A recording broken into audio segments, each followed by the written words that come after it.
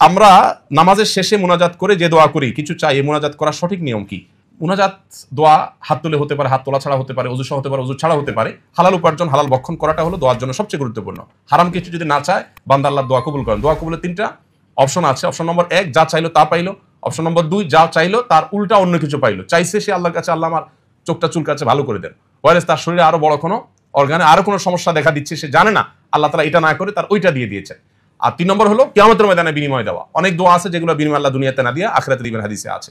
এজন্য ইমানদারের দোয়া কখনো বিফলে যায় না।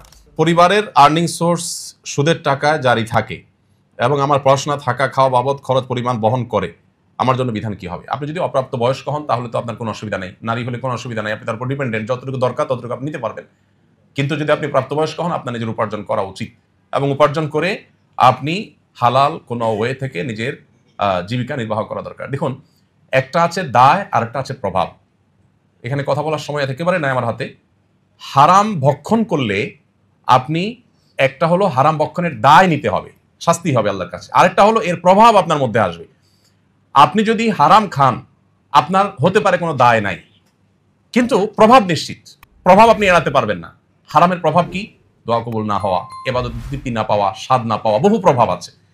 আপনি ভুলে কাউকে খুন করে ফেলেছেন, আপনি তাকে খুন করতে চাননি, অ্যাক্সিডেন্টলি খুন হয়ে গেছে, আপনি হয়তো দায় মুক্ত হবেন যে আপনার ভুলে হয়েছে, আপনার এখানে কোনো দায় নাই, এটা হইতে পারে, কিন্তু প্রভাব যেটা, অর্থাৎ লোকটার মৃত্যু হওয়া যেটা, সেটা ঠিকই হয়ে যাবে, সেটা কিন্তু থেকে থাকবে না।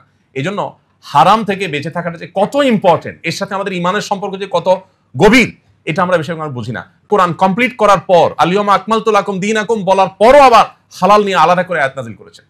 এত গুরুত্ব হালাল ভক্ষণের। আল্লাহ তাআলা কোরআনে বলেছেন, ইয়া আইয়ুহার রাসূলু কুলু মিনাত তাইয়্যিবাতি ওয়া আমালু সালিহা, হে নবী রাসূলগণ হালাল খাও, এরপর বলেছেন ইবাদত করো।